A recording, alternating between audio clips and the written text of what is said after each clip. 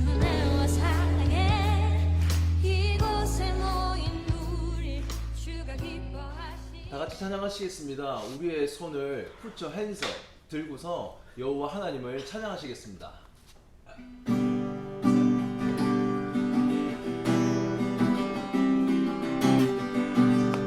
내 손을 주께 높이 드립니다. 내 손을 주께 높이 드립니다.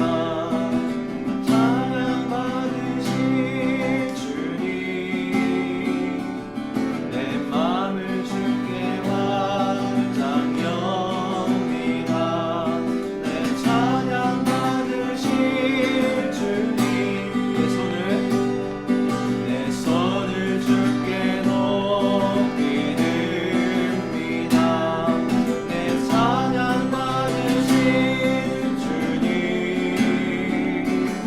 내 마음을 주께 완전 엽니다.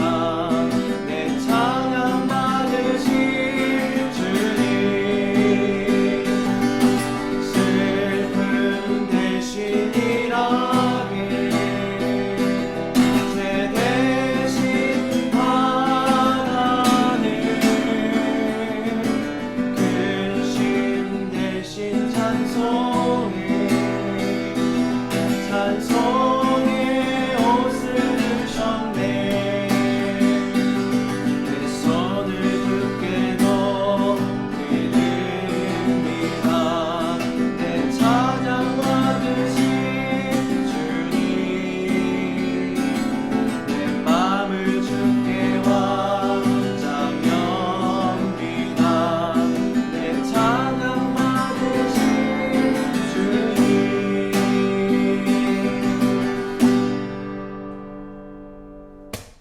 아멘.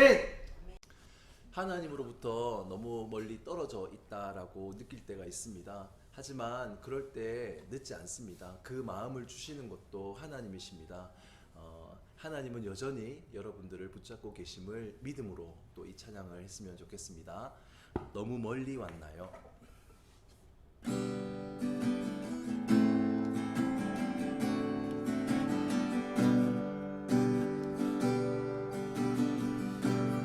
너무 멀리 왔나요? 주님께 돌아가기에 사랑의 주님 그 품을 떠나 내 영혼 잃어버린 지금 너무 늦은 건가요? 내 영혼 회복하기에 수많은 죄악 속에 갇혀서 주님을 잃어버린 지금 하지만 내 영혼 주님 기다려요. 변함없는 주님의 사랑에 내 모습 이대로 주께 기다가요. 나의 손을 잡아주소서.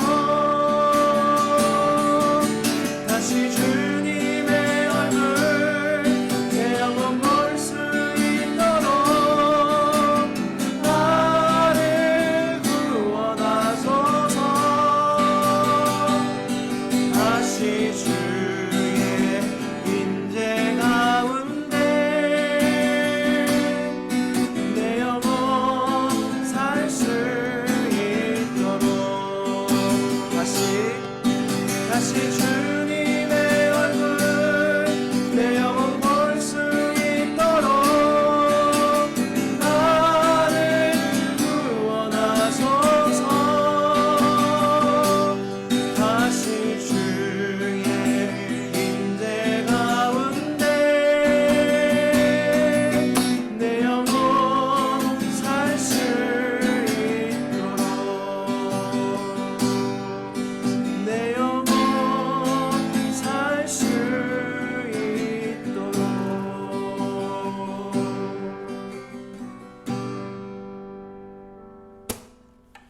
아멘.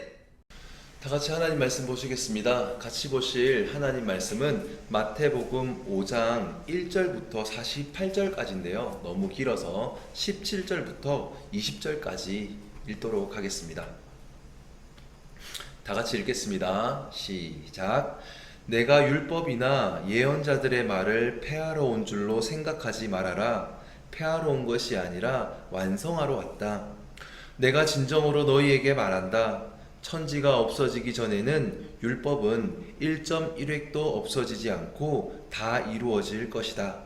그러므로 누구든지 이 계명 가운데 아주 작은 것 하나라도 어기고 사람들을 그렇게 가르치는 사람은 하늘나라에서 아주 작은 사람으로 일컬어질 것이요, 또 누구든지 계명을 행하며 가르치는 사람은 하늘나라에서 큰 사람이라고 일컬어질 것이다.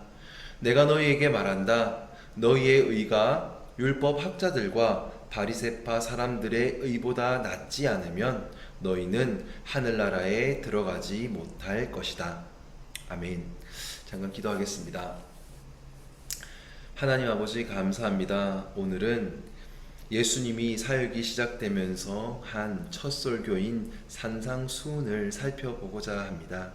하나님께서 은혜를 도와여 주셔서 하나님이 의도하셨던 복된 소식이자 복음을 잘 깨닫는 시간 되게 하여 주옵소서. 감사하며 예수님의 이름으로 기도드렸습니다. 아멘.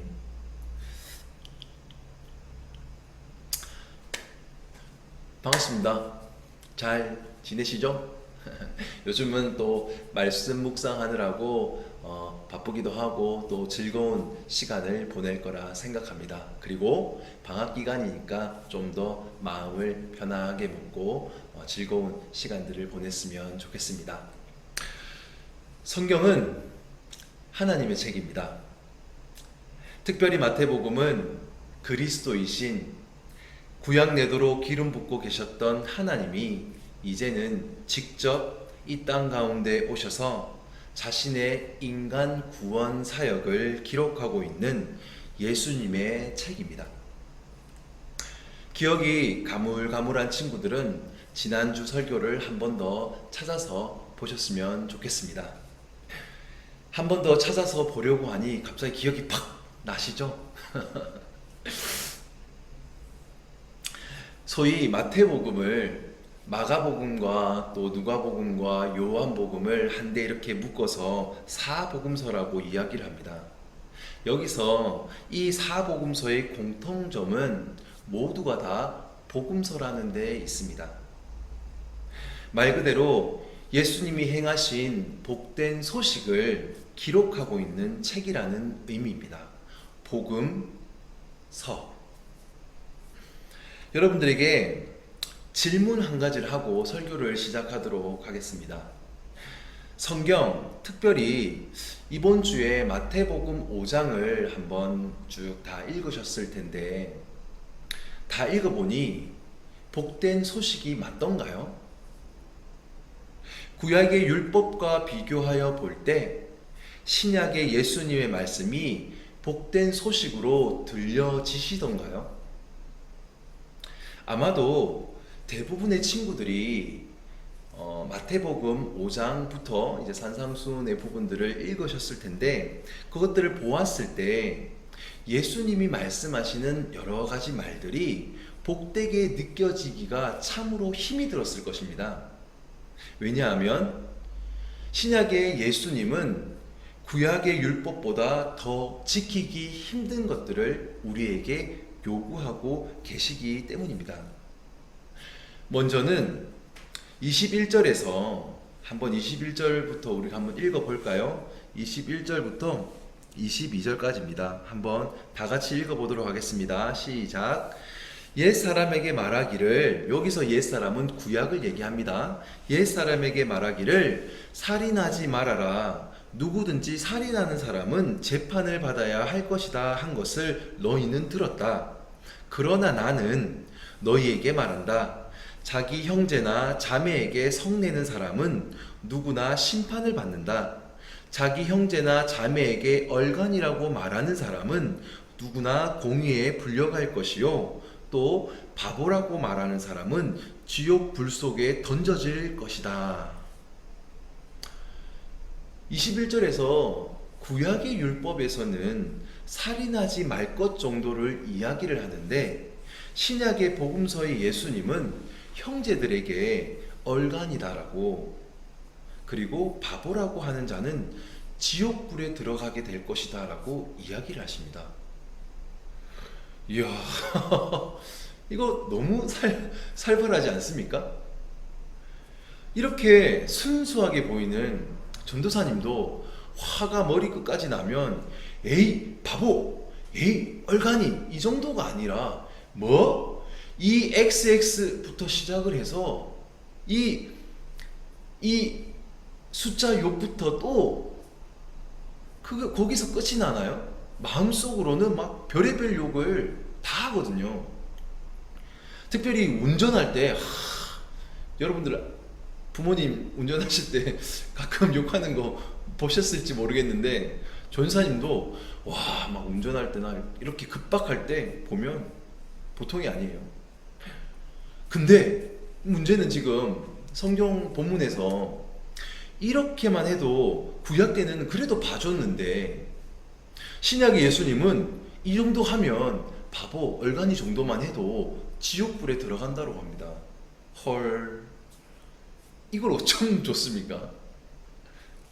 그리고 이어지는 27절에서 예수님은 구약의 율법에는 간음하지 말아라 라고 한 것을 더 업그레이드를 시키셔서 여자를 보고서 음욕만 품어도 그 사람은 간음한 사람과 같다라고 이야기를 합니다. 헐, 아니 여러분들 중에 뭐 다 순수하고 착하고 선하겠지만 특별히 남자인 학생들 친구들 중에 남자친구들 보면 이거 정말 큰일 난 거 아닙니까? 뭐 자세하게 이야기는 할 수 없지만, 그리고 참 이 본문에서 음욕을 품었다라고 이야기를 하는데 대체 이 기준이 뭔 거예요? 얼마만큼 해야 뭐 음욕을 품은 거예요? 제가 예전에 이제 전사님이 이제 이 사역의 세계에 있잖아요. 기독교 사역자의 세계에 있는데 어떤 한 목사님이 저도 이게 궁금해서 이야기를 나누는데 이런 얘기를 하긴 하시더라고요. 뭐 다 설득된 건 아니었는데 어떤 말씀이셨냐면, 야 병태가 이쁜 사람이 지나가잖아. 그치 지나가죠. 그 사람 딱 지나갔어. 근데 그 사람 보면서 아 이쁘시다 하면 그거는 음욕이 아니야. 네가 음욕을 품은 게 아니야. 근데 야 저 사람 너무 이쁘다 하고 뒤를 돌아봐서 그 사람의 뒷모습까지를 보면 그거는 음욕이라는 거예요. 아이고 그때는 뭐 그냥 그분이 권위가 있으니까 그냥 예 했지만 에이 그게 뭐 말이 되나요?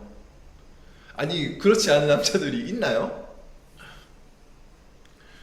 아무튼 저튼 어떤 뭐 음욕을 품었다는 것이 무엇이 되었든 간에 예수님의 기준에서 보면 앞에서 얼간이 바보 정도가 지옥불에 갔잖아요. 그러면 대충 잡아도 아마 이 정도만 해도 음욕 품은 게 될 것 같아요. 저도.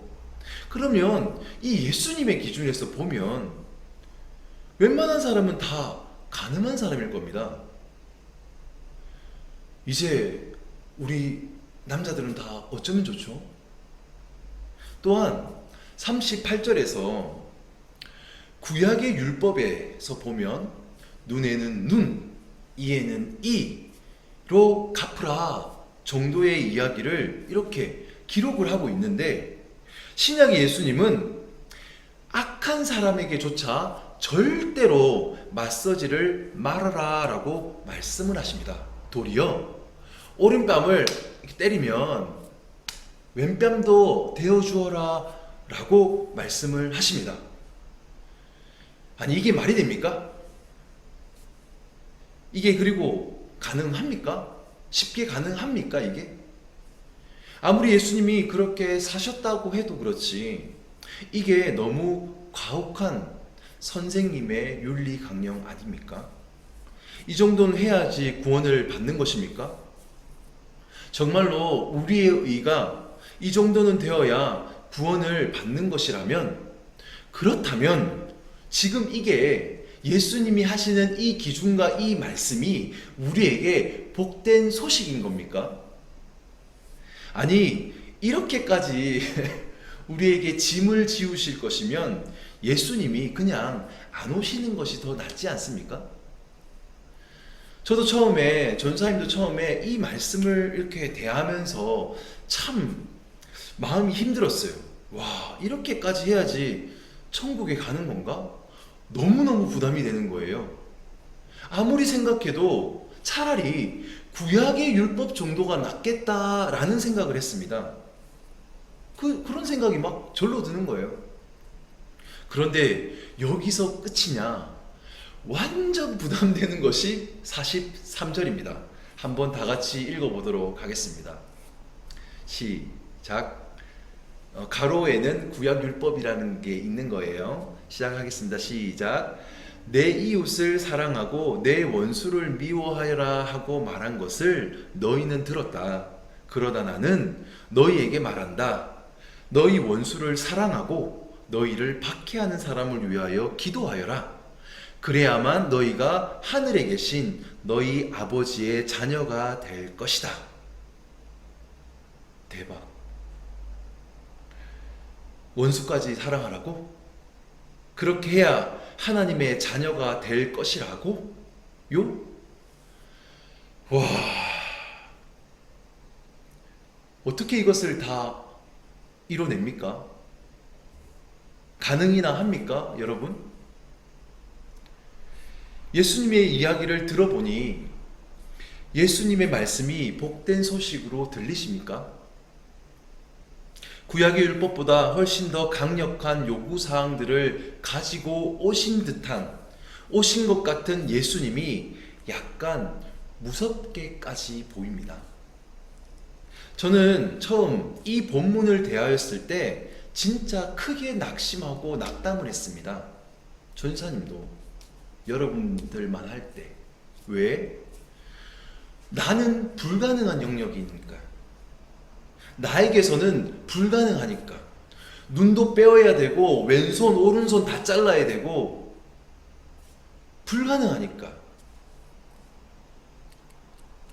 예수님이 신앙인들로 하여금 더욱더 천국에 들어갈 수 없게 만드는 것은 아닌가 하고 생각한 적이 너무너무 많습니다. 심지어 오늘 본문 20절에서 율법학자들과 서기관들의, 그리고 이 바리새파 사람들의 의보다 못하면 천국에 들어갈 수 없다라고 하니 사실 마음이 굉장히 고통스럽고 참담하였습니다. 그런데 예수의 이 말씀을 복음으로 이해하고 나니 마치 천국에 들어가기 위한 조건처럼 말하고 있는 듯한 이 말씀들이, 천국에 들어가기 위한 조건으로 들려졌던 이 말씀들이 복음으로 이해를 하고 나니 그런 게 아니구나 하는 안도감과 함께 깨달음을 얻게 될 수 있었습니다. 쉽지 않은 본문이지만 그리고 여러분들도 동일하게 고민을 해봤을 본문이기에 최선을 다해서 설명을 해보도록 하겠습니다. 이 설교를 지금 집중해서 듣고 있는 친구들은 아마 약간 걱정도 될 거예요. 야, 전사님이 지금 저 본문을 어떻게 푸시려고 저러시나 걱정도 될 거예요. 그런데 걱정하지 마십시오. 전사님이 잘 풀어낼 수 있습니다. 마태복음에서 이 산상수훈이라는 맥락에서 이야기되어지는 이 말씀들은 진실로 우리에게 복된 소식이며 아주 귀한 복음입니다. 잘 풀어서 설명을 해보도록 하겠습니다. 조금 더 집중해서 설교를 들어주시면 감사하겠습니다. 조금 전에 살펴본 마태복음 5장 21절부터 48절까지의 내용은 사실 마태복음 1장 1절부터 20절의 맥락에서 언급하고 있는 다양한 예시들입니다. 너무 걱정이 많은 친구들과 또 이 설교를 듣고 있는 분들의 짐을 조금이라도 덜어주기 위해서 결론부터 말씀을 드리고 자세한 설명을 시작하도록 하겠습니다. 먼저 형제들을 보면서 바보야, 얼간이야 라고 한 그런 자. 두 번째, 마음으로 음욕을 품은 자. 그 기준은 무엇인지 모르지만 아무튼 좋든 마음에 음욕을 품은 자. 그리고 세 번째로 오른뺨을 맞았을 때 왼뺨을 이렇게 댈 수 없는 자. 네 번째로 원수를 사랑하라고 하셨는데 원수를 사랑할 수 없는 자. 이들 모두는 다 천국에 들어갈 수 있습니다. 그래서 오늘 본문 19절에서 예수님은 이렇게 말씀을 하십니다. 짜잔! 무지하게 재밌습니다. 이 본문을 정말 잘 읽으셔야 됩니다. 한번 우리 천천히 심도 있게 읽도록 해보겠습니다. 여러분들이 눈치를 채셨으면 좋겠습니다. 한번 읽어볼게요. 시작! 그러므로 누구든지 이 계명 가운데 아주 작은 것 하나라도 어기고 사람들을 그렇게 가르치는 사람은 하늘나라에서 아주 작은 사람으로 일컬어질 것이요. 또 누구든지 계명을 행하며 가르치는 사람은 하늘나라에서 큰 사람이라고 일컬어질 것이다. 눈치를 채셨나요? 본문을 잘 읽어보시면 하나님의 온전한 율법을 잘 지키지 않은 사람도 아주 작은 것 하나라도 어겼던 그 사람도 작은 사람이라고 일컬어질 뿐 계명을 잘 지킨 사람과 동일하게 하늘나라에 천국이라는 곳에 와 있습니다. 즉 이들 모두 다 천국에 들어와 있는 겁니다. 성경적으로 부끄러운 구원이다라고 표현을 하는데요. 분명한 것은 절대적으로 천국에 다 들어와 있다는 사실입니다.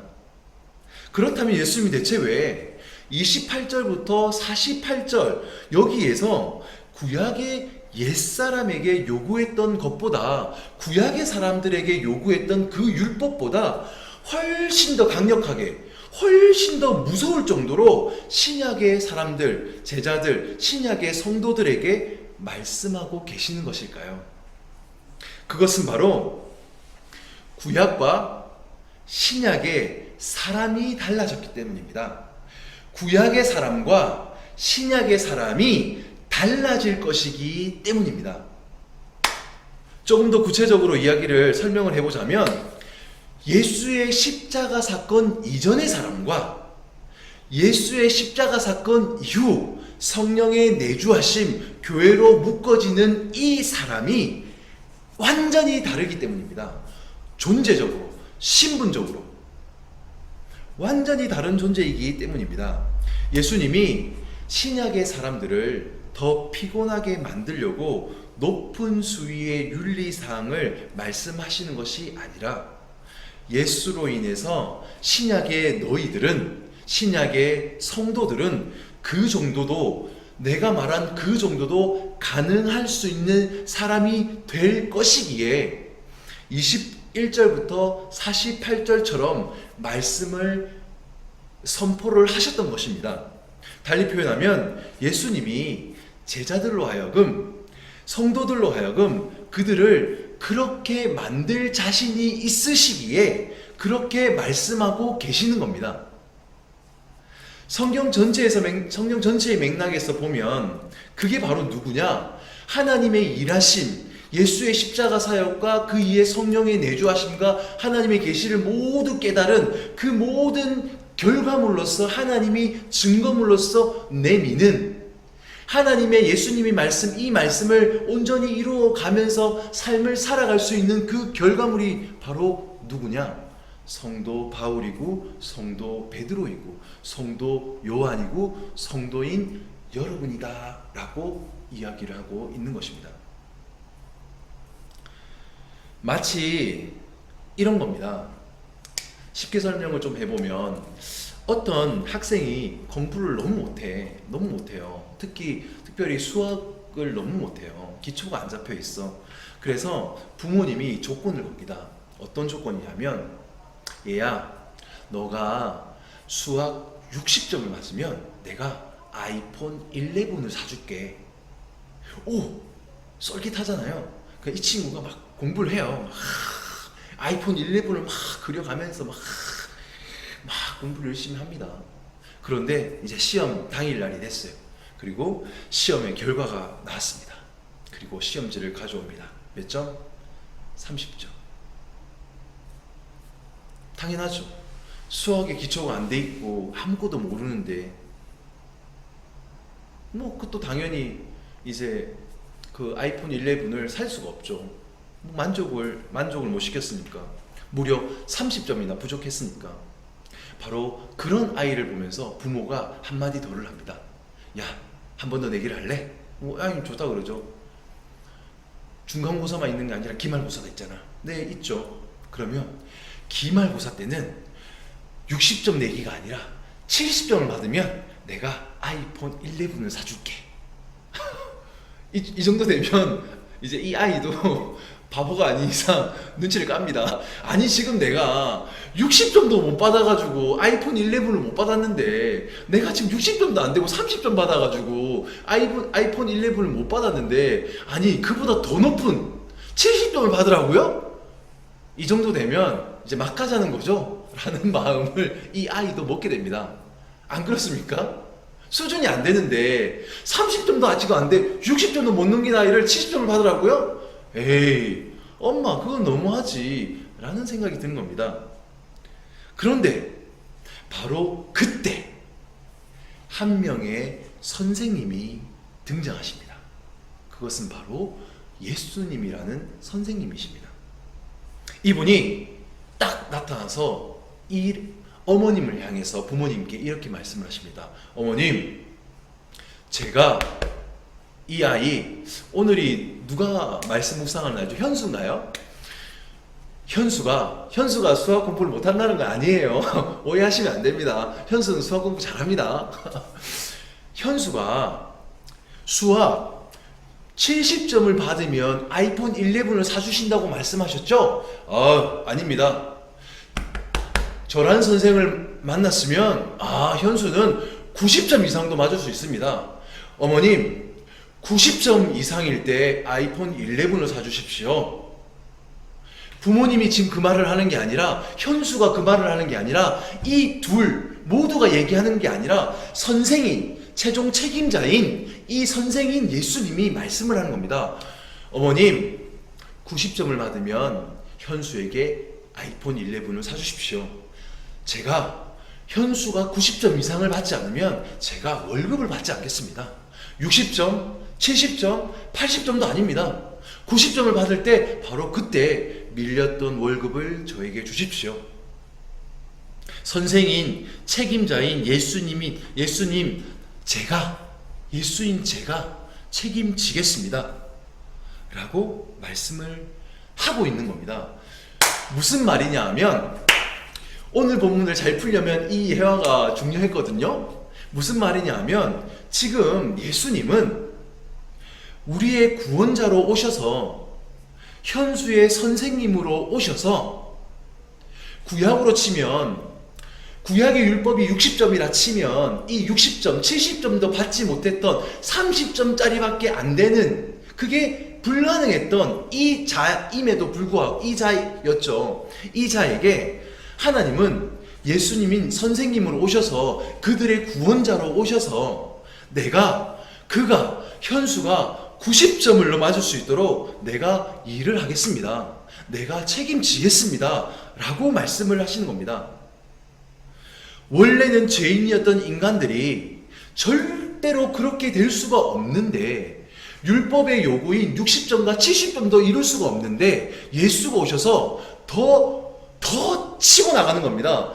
예수가, 아니 그 정도가 아니라 그 이상의 의를 내가 이뤄주겠습니다 라고 선포를 하는 겁니다.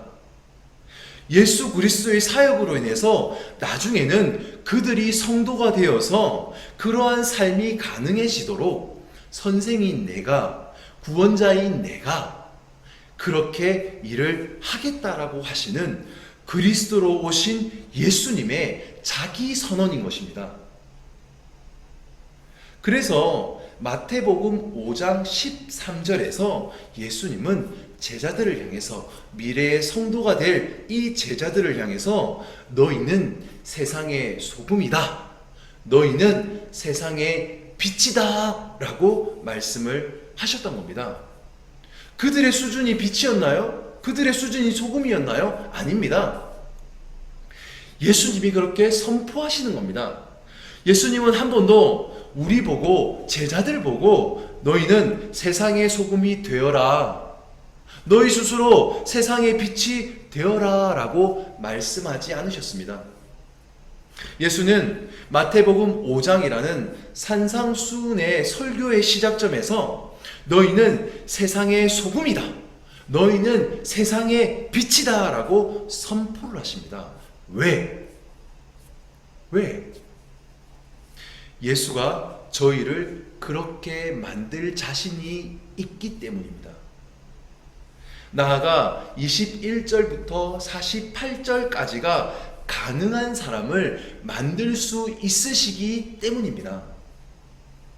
그리고 결국 예수님은 자신의 선포처럼 제자들을, 성도들을 그렇게 만드셨습니다. 그것이, 그 일하심의 결과가 성경에 나와 있는 구약의 사람들이 아니라 신약의 성도 바울이고, 성도 베드로이고, 성도 요한이고, 성도 정기쁨이고, 성도 김현수입니다. 할렐루야. 그래서 오늘 본문 20절에서 예수님이 말씀하시는 율법 학자들과 바리새파 사람들의 의보다 낫지 않으면 너희는 하늘나라에 들어가지 못한다라는 이 말도 우리가 천국에 들어가기 위해 해야 할 의를 말씀하시는 것이 아니라 그리스도로 오신, 그리스도이신 예수님이 행하셔서 우리에게 거저 주실 하나님의 의를 이야기하는 것입니다.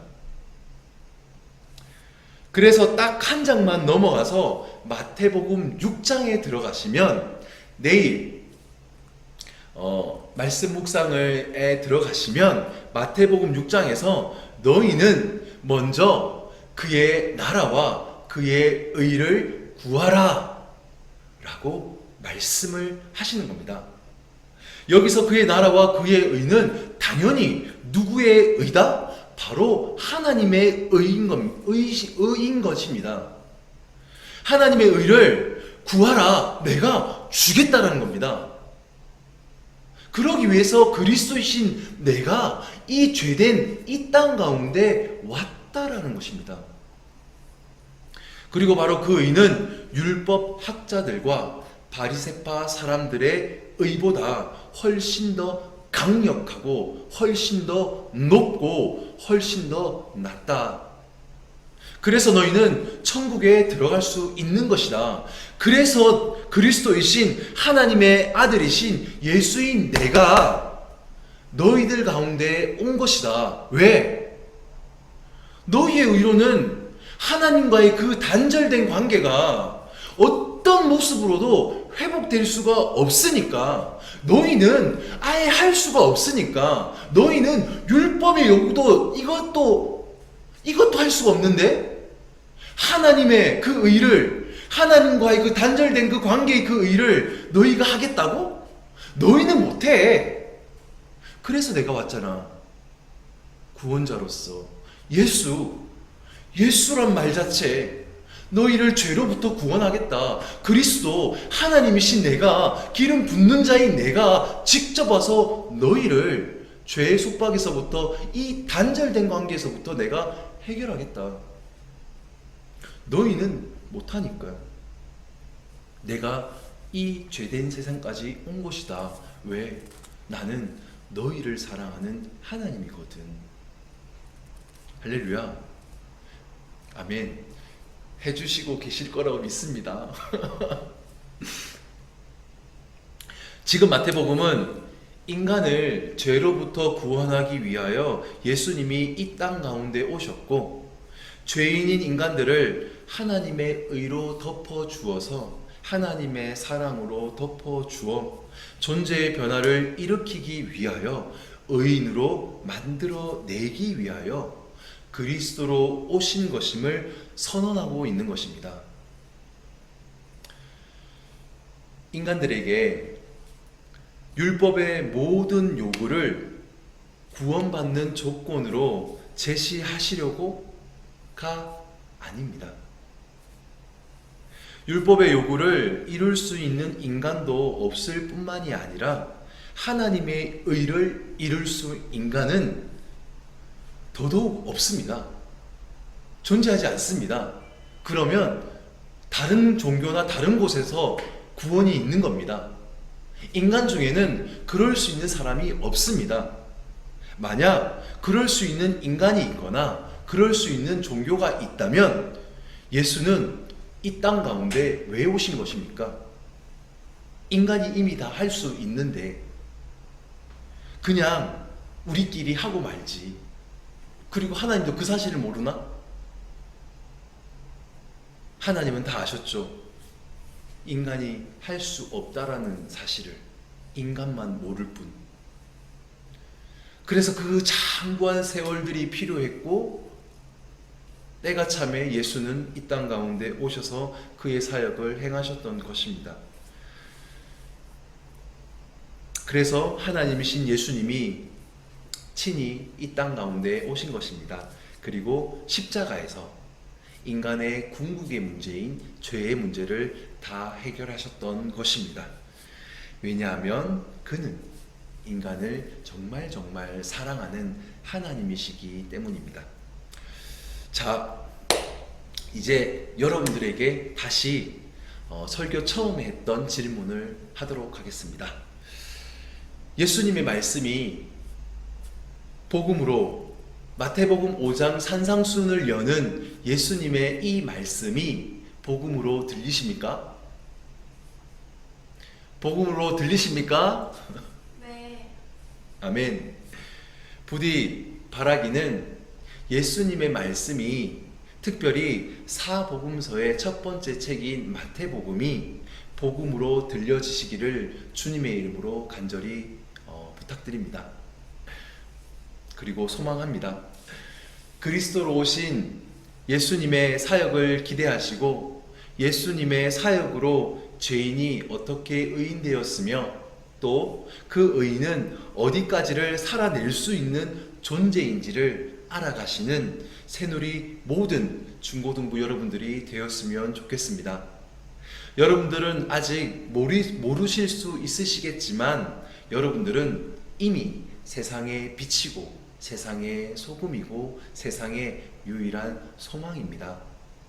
여러분들 안에는 하늘의 신령한 모든 것들이 다 들어와 있는 그런 존재들입니다. 성경을 통해 성도의 바른 정체성을 알아가시고 예수로 인해 되어진 모든 것들을 알아가시고 또 능력 가운데 누려가시는 여러분들 되었으면 좋겠습니다. 기도하시겠습니다. 하나님 감사합니다. 예수님의 사역으로 온전하고 완전하여진 빛과 소금인 율법의 완성자가 되어졌다는 어마어마한 선포를 듣습니다. 우리는 한 것이 없는데 성경은 다 되었다라고 하니 어리둥절한 것이 많습니다. 하지만 성경을 통해 계속해서 우리에게 되어진 것들을 알게 하여 주시옵소서. 인간을 사랑하시되 자신의 목숨을 바꾸어서까지 사랑하신 예수님의 사역을 통해 성도의 바른 정체성을 알게 하시고 바른 정체성을 확립하고 바른 신앙인의 삶까지 구현하며 살아가도록 역사하여 주옵소서.